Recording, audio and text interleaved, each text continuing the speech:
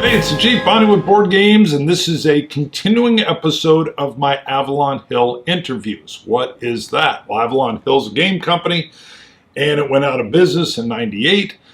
It is the company that got me into board games, and Thomas Shaw worked managed Avalon Hill, and we're going to be chatting with him, but not quite virtually even. You may or may not know that Tom wrote a book called Confessions of an 84-year-old Teenager.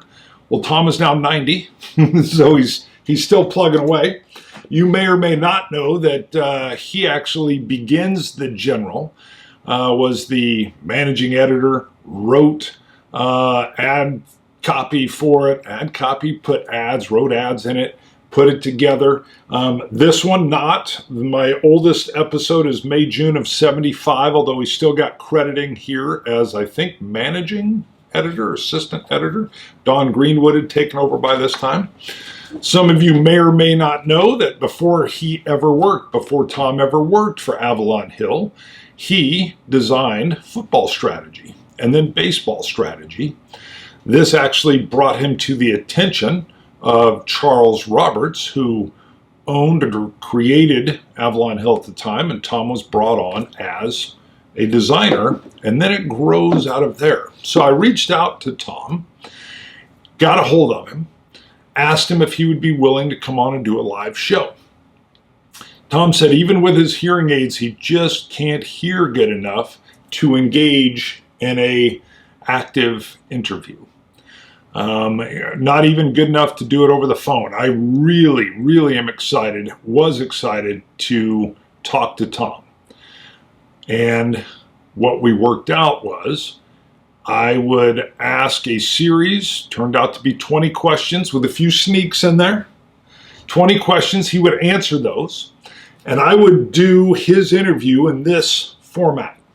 So he also sent me a packet of information. Some of it's photos, some of it's history of his, both pre and post. Yes, there is some post photos. So he's currently retired in the Villages. And I'm going to show some of those to you, and we're going to then discuss kind of really much more of Tom's life than just Avalon Hill. So that is what we're about to get into now. So let me go ahead and begin. I'm going to be working off of a bit of a script, and I do not have a teleprompter, so I'm going to use the old-fashioned style, which is paper.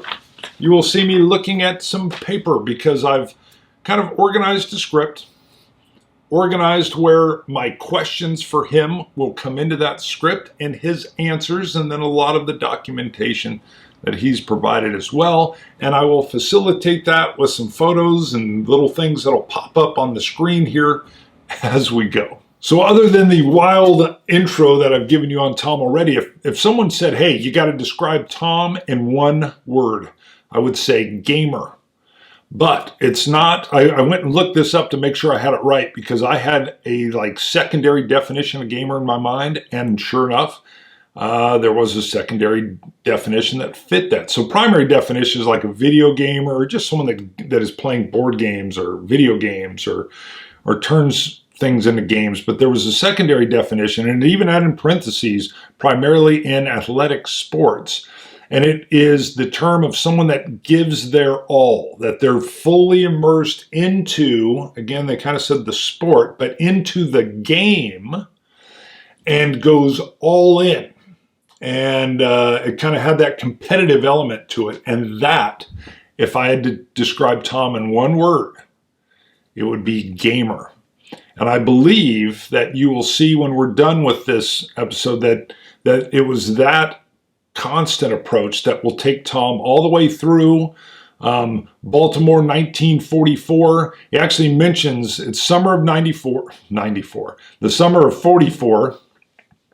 And he's practicing his pitching skills as a young teenager. And of course, everybody else is following the D-Day invasion of Normandy, summer of 44. And he does cool little things where he will put a pin in time that will either kick you back in your own memory or at least flag that momentous event that's happening at that same time. And I think as Tom takes it from 1944 all the way into his game design and his Avalon Hill work, and then we'll even go further into his time in retirement in the villages. And you will see that that gamer mentality, I believe, is there throughout his arc. So leading into my first question, many of you know that when I've had someone on in a live show, whether it's a designer, somebody from Avalon Hill, I like to kind of break the ice or open up with, what was your first board game? What was the board game that sucked you into the hobby?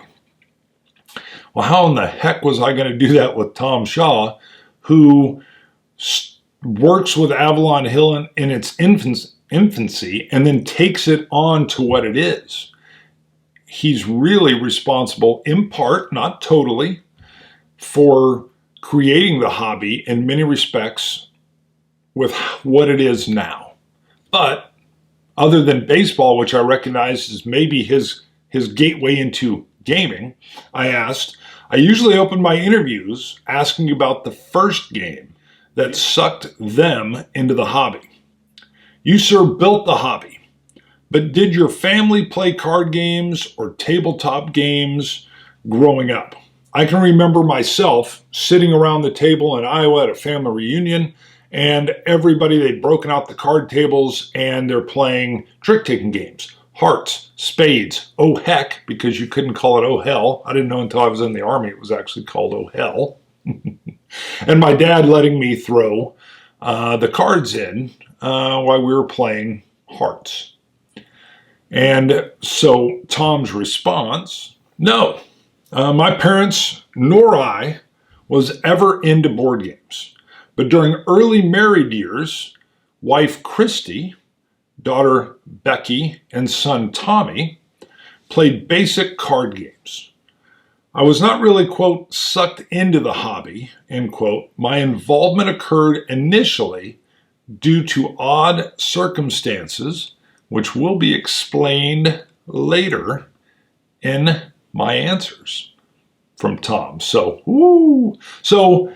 you have him not really playing games with his parents.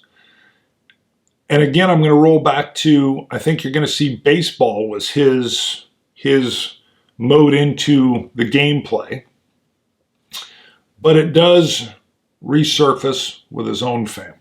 Now, from someone born in 1970, I was actually quite surprised by Tom's explanations of sandlot baseball.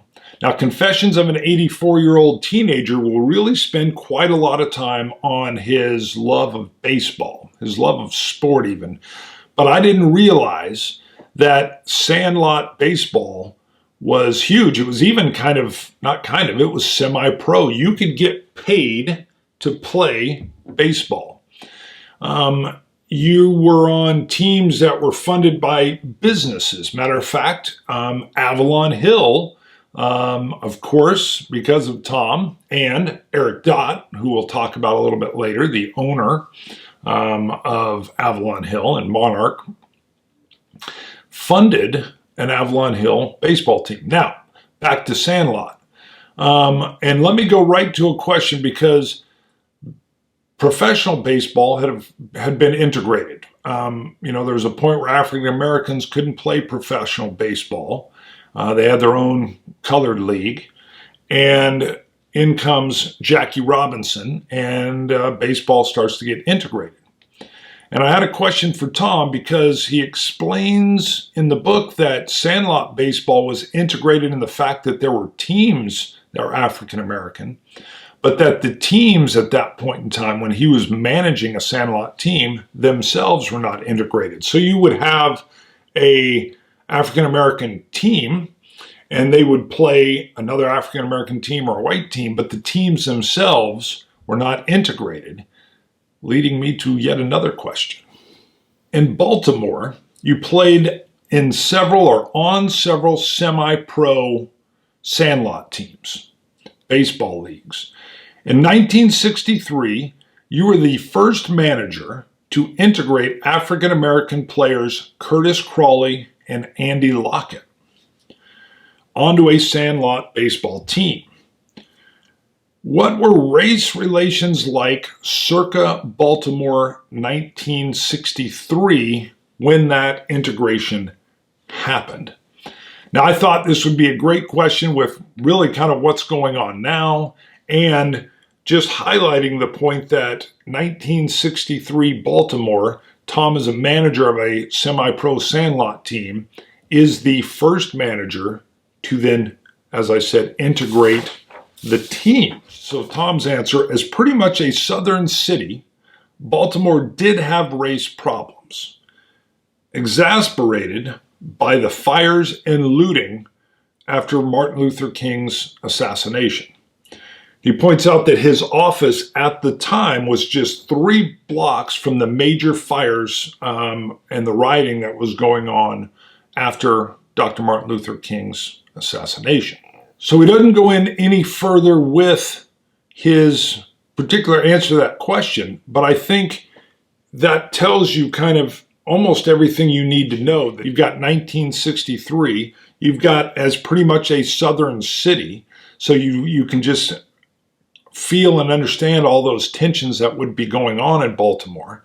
You've got the semi-pro Sandlot baseball leagues, and Tom being the first to integrate players onto what would be a, I don't know what the right mixed race team.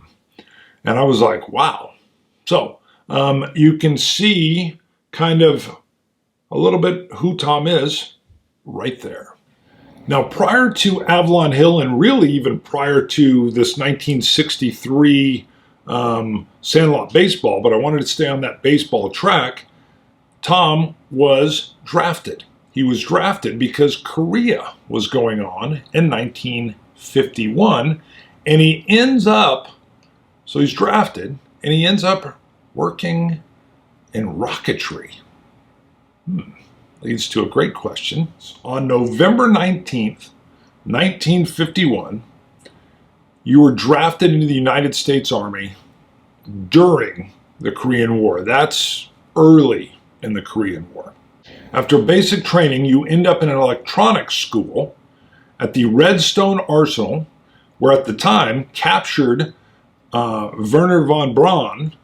So you will know him as the V2 rocket scientist that Nazi Germany was using. And of course, he comes to the United States and starts to work on rocketry, which will help the United States go to the moon. So Wernher von Braun is at the same Redstone Arsenal walking our government through his V2 rockets. This is a long question, but I'm also giving you a bit of his history. Then you get assigned to the famous White Sands Proving Grounds. We know what that is. Nuclear testing, where you play for the Post baseball team and write for the Post paper. But then I had to be a little bit tongue-in-cheek, and one thing you will see, hopefully by the time I'm done here, or I will even read you a couple little small excerpts from Tom's book, you will see he has a phenomenal sense of humor. So I ask, is all of that, or is that just a cover story for your, quote, secret career in rocket design? So Tom's answer, after just 8 weeks of basic training, instead of the usual 16 weeks, I became an integral group of 20 selected grads to train first at Fort Monmouth in New Jersey, then Redstone Arsenal in Huntsville, Alabama. Wernher von Braun, the captured German rocket scientist, was there at the time experimenting on space travel in secret. The Post was small and didn't have a baseball team, so I hooked up with a semi-pro team called the Huntsville Parkers as pitcher/outfielder. Then in the fall of 1952, I was transferred to White Sands Proving Grounds, Las Cruces, New Mexico. My military occupational service number was 3362. And he says that's missile repair. So I didn't understand the logic of learning how to repair a missile which was designed to explode on targets. Rocket design wasn't in my DNA. At WSPG, White Sands Proving Ground, I opted out of my, quote, secret career as rocket designer, end quote, to that of the cartoonist, which you're seeing some now, and sports editor, Wind and Sand, end quote. That was the Post 12-page weekly newspaper. That left me time for playing for the 1953 Post baseball team. I did well, having the lowest earned run average, pitching 3.70, and finishing with a 419 batting average over 45 games. So as Tom is finishing up his time in the Army, he exits and gets a job with an advertising company in Baltimore. And I'm going to have to read it to get it right. Van Sant, Dugdale and Company, Inc. And it's referred to, or he refers to it as VD&C. Now I picture this as like a 1950s Baltimore Mad Men. Now, of course, the TV show Mad Men is in 1960, and you get that whole 60s vibe. But I was sitting here kind of thinking, well, what would that be like? And Tom adds in a great story about some ad copy, if I've got it right. I'm not sure that's the proper nomenclature for what he did, but he was writing ads for different sponsors for different shows. And one TV show in particular, and I'm going to show some photos on the side, was called Sam and Friends. And immediately, as soon as Sam and Friends is up, you're recognizing that you've got a frog there. And so Tom will talk about how he gets to meet a young Jane and Jim Henson. They were kids fresh out of the University of Maryland. And in the packet that Tom sends me is a piece of advertising that the frog or the characters read that has to do with Escape Meats. Now, I'm going to put a little picture of it up here on the side of the screen because there's some great stuff. You can see this is 12/9 of 1959. Looks like a 60-second ad spot on Sam and Friends with WRC TV. Now, I'm going to have my son come on to actually read Kermit. So come on. This is Bo Brunsheen, my son. My Kermit voice is terrible, so we're going to work through this. Now, Bo does have a bit of a cough. It is not the COVID cough. You were sick. My Kermit isn't that good either. You are all right. It'll be way better than mine. All right, so we'll cut to Kermit. There's large crowd noise, and he's got a mic, and it's as if he's doing an interview of players of the game. So go ahead, Bo. Listen to the crowd, fans. That's for the new champs, the Wildwood Panthers. Attaboy, Joe. And coming up to the mic is the star quarterback, Eddie LeFumble. Hello, Chuck. You called a great game, Eddie. What do you think was the turning point? It was during halftime. You mean the coach gave you a pep talk? Here. No, he gave us Escape Franks. Man, those warm hickory smoked Franks sure gave us a pickup on a cold day. They're pure all meat. Just loaded with protein. Sure. Everyone knows that SK Franks are the finest made, but the fans want to hear about the game. It's in the bag. The game? No, my SK Franks. I always bring a couple of packs to the game. We eat them in the huddle. One last question, Eddie. On that winning touchdown play, what instructions did you give the fullback? I told him it was his turn to buy the Escape Franks. The team is having a victory celebration tonight. So long, Chuck. Yes, fans, and for your party, get Escape Hickory Smoked Franks and the taste of the difference quality makes. Perfect. Thank you, sir. Appreciate you coming on the show. Okay, I'm going to go. You bet. Appreciate you helping out with the reading. Okay, bye. See ya. All right, so that was Bo Brunsheen helping me out with the Kermit part. And you can see, so again, not only a cool little tidbit that Tom has written for Kermit, but a neat little aspect, again, in Tom's life. Now, while Tom's doing all this work at VD&C, it must have his creative juices flowing, because he ends up designing his first game or games, football strategy and baseball strategy. Now, I'm popping up a picture that he sent me of the early versions of the game. Now, you will see down in the lower corner the Avalon Hill version, and I'm going to show you my copy of that here in a little bit. But it's these games that leads Charles S. Roberts, so the creator of Avalon Hill in the first place, into hiring Tom as a designer in 1960. There was a fellow guy, I can't remember his name, I may throw it up on the side if I can find it here, knew about Tom's games, was also working with Avalon Hill, and said, hey, Charlie Roberts, Tom is designing these sports games, and that gets Tom hired by Avalon Hill. Now here's my copy, so this is a little bit later version, but still reminiscent. You've got the Sports Illustrated tag coming across here, and an interesting little side note that Tom's book cleared up for me. Now, I had read, I think on Wikipedia, that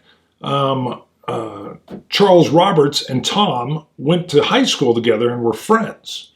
And Tom states in his book they did go to high school together. Tom was actually a year older, but he says he never knew or met Charlie when they were in high school together. It is literally his game design work of this football strategy game that then gets him noticed by Charlie and Avalon Hill and gets him hired to come on board Avalon Hill as a designer. And he kind of mentions that the idea, because he had a great job, he's doing cool stuff, and it was the idea of working with games for a living that intrigued him.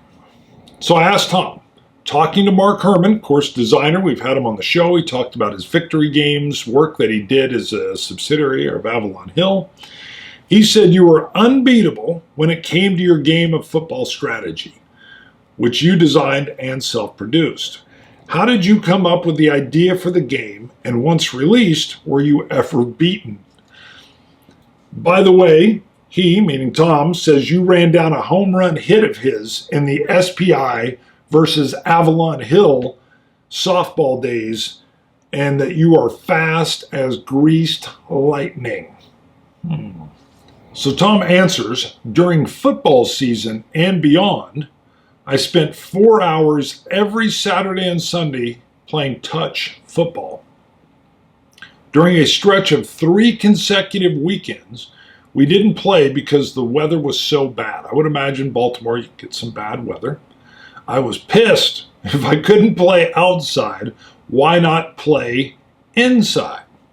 Thus, the germ of an idea of doing a board game on football, perfecting the offense/defense matrix was no problem, as I was a devoted Johnny Unitas fan and simply plugged in his play calling systems. Much play testing went into perfecting the matrix. I did not, quote, self-publish football strategy, end quote. A printing salesman and a football fanatic, George Culbertson, fell in love with the game and did all the necessary manufacturing, distributing, and publishing, for which I received a royalty. This is discussed at length in my History of Avalon Hill book titled, quote, Confessions of an 84-Year-Old Teenager. You've seen me reference that here, and again, down in the description, you can find more information, and that is by Lulu Press. Well, this led into my next question, which was, in 1960, you were the first new designer hired to work for Avalon Hill. Charles Roberts brings your football and baseball strategy games under Avalon Hill. Were you paid royalties for the games, or was that part of the employment package at Avalon Hill? Now, I've got some things wrong here. He's going to fix this in a little bit. What was Avalon Hill like back then, and what was Charlie Roberts' personality and management style like? Upon my hiring in 1960 from my extremely enjoyable job as copywriter, better, not ad writer, as I was saying, at Van Sant Dugdale Ad Agency on Fayette Street in downtown Baltimore, my first assignment was design, not advertising. The only Avalon Hill employees at the time were Charles S. Roberts, president, Bernie Schramm, vice president, an accountant, and a secretary. It was Schramm's recommendation that Roberts hire me, having become enamored with football strategy shortly after my arrival. Roberts added a college grad, Lindsley Schutz, as my assistant. Avalon Hill didn't take over my 2 sports games until the rebirth under Monarch Smith Companies, and we'll get to what happens with that a little bit later. Both Culbertson and I split royalties, well, until Hasbro's takeover, when both games were discontinued and dropped from the line. Impossible to comment on Roberts' management style other than to praise his honesty and fair play to the highest level. Well after the Hasbro takeover, Roberts offered me a full-time writing job for his company, publishing mostly train books. Roberts loved trains, his family history, and even him had worked for a railroad. Trains fascinate me. So again, this is Tom. But when it came to choosing Roberts' offer or playing sports... So Tom's been working with Avalon Hill since 1960. It's now December of 1963, just weeks after JFK's assassination. Again, to just put a little moment in time in there.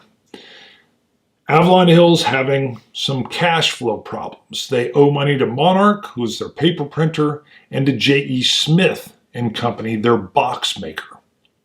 On December 13th, 1963, all 16 employees at Avalon Hill are discharged due to a debt crisis. I've heard about the end of Monarch Avalon Hill in 1998 and how Eric discharged the employees. I learned that from J.C. Connors, who's been on a live show.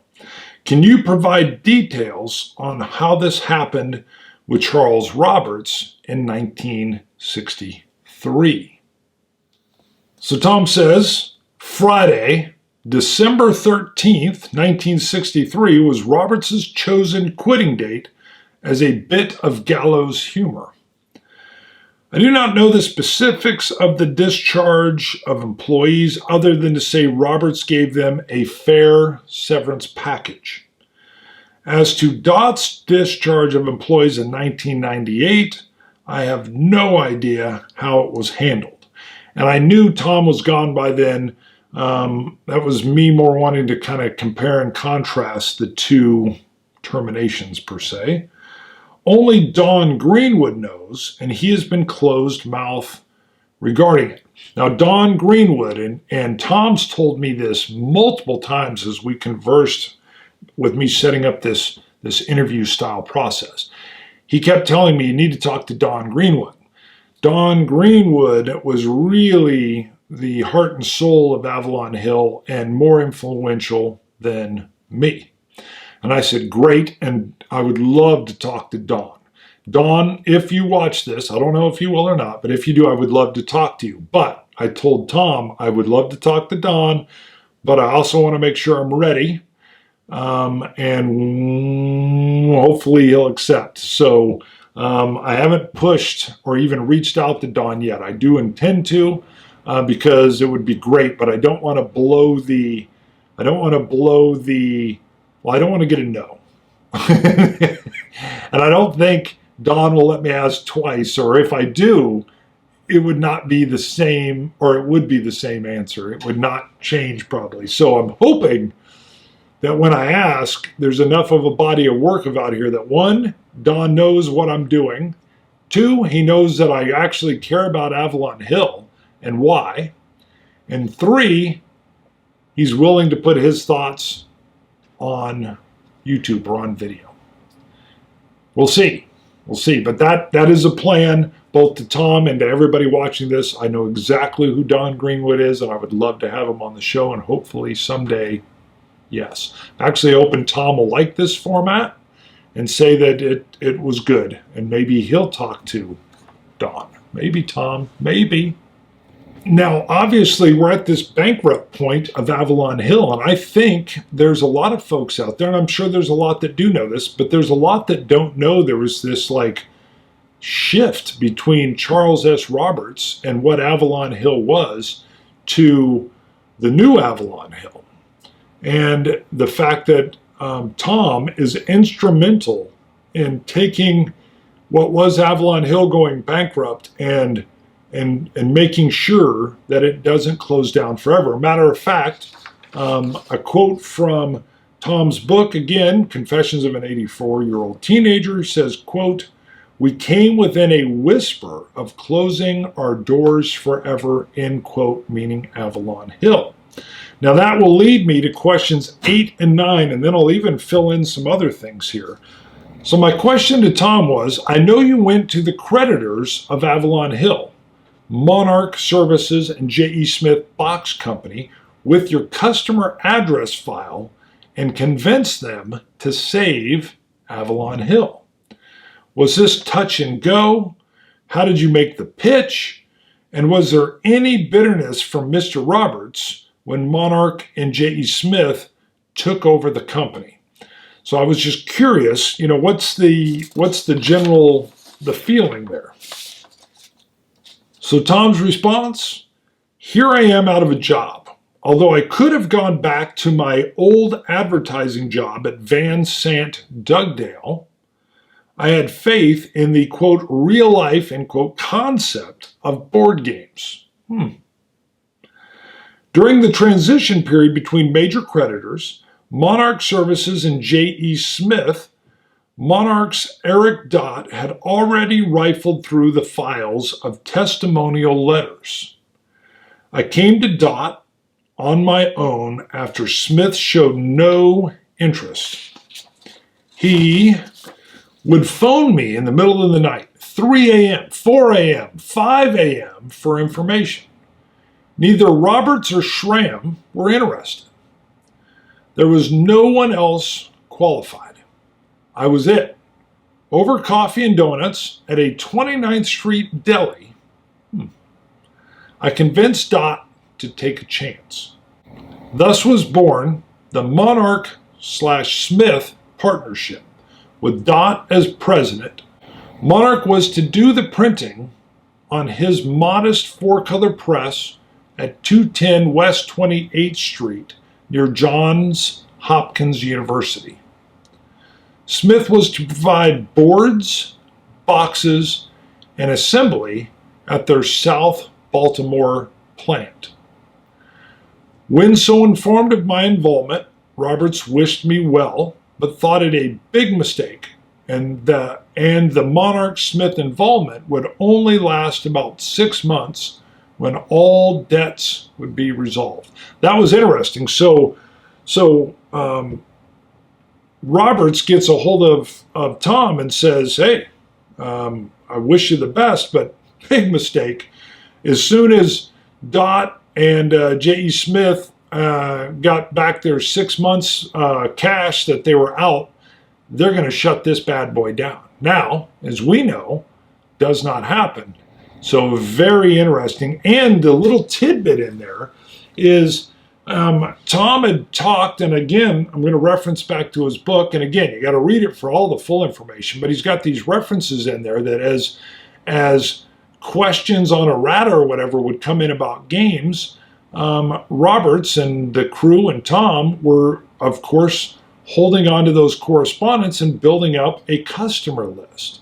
And, there is no internet back then, so having that customer list that you could say, look, these are the customers I have, and they're interested in all these different games that we're putting out. We know it's a niche hobby, but no one's feeding the niche. That should be a shirt. Feed the niche. So thus begins the new chapter of Avalon Hill. And again, I'll come back to the fabulous quote from Tom, quote, "We came within a whisper of closing our doors forever," end quote. So Tom's answer kind of comes into my question 9, which is in January 1964, J.E. Smith Box Company and Monarch Services become owners of Avalon Hill. Eric Dot, I'll just call him Eric Dot from here on out, takes over as president, and you become, and I believe I've got this right, but I'm sure I'm probably somewhat off on my nomenclature, executive vice president, and I think of like operations, but executive VP. I know in the first months you were doing almost everything. As the months and years went by, new people were hired to lift the burden from you. What was your favorite work in those early days? So Tom's response was, my favorite work was completing Roberts's design of Africa Corps. I resolved the Katara Depression stalemate with the invention of the, quote, overrun rule, end quote. A rule allowing the same unit to attack twice in an automatic victory situation. However, my favorite, underlined, work later was the creation of a plethora of ads, most of which had humorous undertones. And I'm going to show some of these probably popping up on screen here. My favorite being, quote, secrets, end quote, where I went nuclear with humor. Technically, I was brought in to do game design. In rapid order, I became in charge of promotion, sales, art, production, advertising, answering game questions, and the hiring of designers. The whole enchilada. The arrival of Don Greenwood 9 years later in 1973 relieved me of editing the General, which again is the in-house or the house organ of Avalon Hill. It talked only about Avalon Hill games and discussions and playthroughs. And the game design burden. So Don came in, took over the editing of the General and the game design burden. And Tom had described in those early days of working with Eric Dot that he would sit at the south end of Eric's desk and open up the mail, and just would be literally working in Eric's office. Now later, and he gave the address, and if I find it, I'll throw it up here, or maybe it comes in later. He talks about working in, I think he called it like New Wave Ghetto or something, where he was in a building with a single desk and a light that comes down on like a cord, and boom, and he would work just there with that. And that's when he was doing this jack of all trades. So I had the General on here earlier. Again, Tom still has credits here. I think Christy has credits in here as well. So let me read this. So purchases of games, play-by-mail kits, and game parts order department, Christy Shaw, so Tom's wife. And then you also have consulting editor Thomas N. Shaw.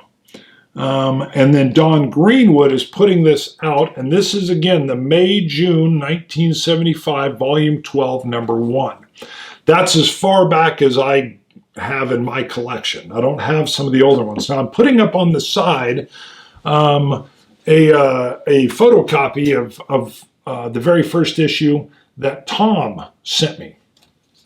And it had more of a kind of a, I don't know, it reminds me of like a newspaper. It doesn't seem like it was quite in the, although I don't have any of them, it doesn't seem like it was in the full kind of magazine style yet. But knowing that Tom is the person that really creates the General, which I remember as a kid in 84 is I think when I start my subscription. And I remember at the time you got 6 episodes, 6 issues that came out every other month. And the total of a subscription for the year was about what the cost of a game would be. So I remember thinking, if I used this money, and money was tight for me then, I could buy a game. Or I could use this money for a subscription, and it'll get me 6 different issues. And is that worth more than a game? And it was. In particular, for B-17 Queen of the Skies, there was so much add-on material that made the game I had even richer. Now you had the letters, and you had articles, and you had historical notes, and you had gameplay stuff. So there's a lot of stuff, and a lot of different games as well. So it was something that I made the decision, I think for about 4 years I had a subscription. And then as I moved into the 90s, I was too busy to even play, and I let the subscription lapse. But on May 1st, 1964, you create and spend 8 years working as editor of The General. This is the industry's first game magazine. Where did you get the idea to start such a magazine? So Tom says, starting a magazine like The General was a subject Roberts and I had discussed just prior to his leaving. I was determined to implement this idea among my first duties in the January 1964 rebirth. My second duty was getting the game Africa Corps published in time for introduction to the March 1964 Toy Fair, which was in New York City. They had this huge, like 16-story building where everything was always set up there, and everything's really cool. It was like showrooms. But during the March, in March in '64 in particular, they have this big toy fair where everybody would come down. And he says, in retrospect, doing so saved the company. So Africa Corps comes out, and tons of people, tons of companies, game stores wanted it. And it just gave this influx of cash to Avalon Hill when it needed it most. And it really, I think, this is me talking, not Tom, I think it probably showed Eric Dott the potential that this niche gaming hobby had. That you could strike gold if you created that game that everybody wanted. And of course, as time goes by, you'll see gold get struck. Avalon Hill has several good hits. You will, of course, have TSR with Gary Gygax and D&D, gold. You'll have Magic the Gathering, gold with collectible card games. So I think, again, just me, that Africa Corps, not only does it give that boost of cash influx, but it also shows Eric Dott, the businessman, hey, there's some gold that can be mined here. So my question to Tom, in relation to Eric Dott, you mentioned in your book that Eric Dott's business acumen is what kept Avalon Hill afloat in the early days, along with sales of Africa Corps. Can you share specific examples of Dott's business style and how it helped Avalon Hill succeed? Basically, Tom says, Dott's, quote, modus operandi, end quote, was to work on other people's money.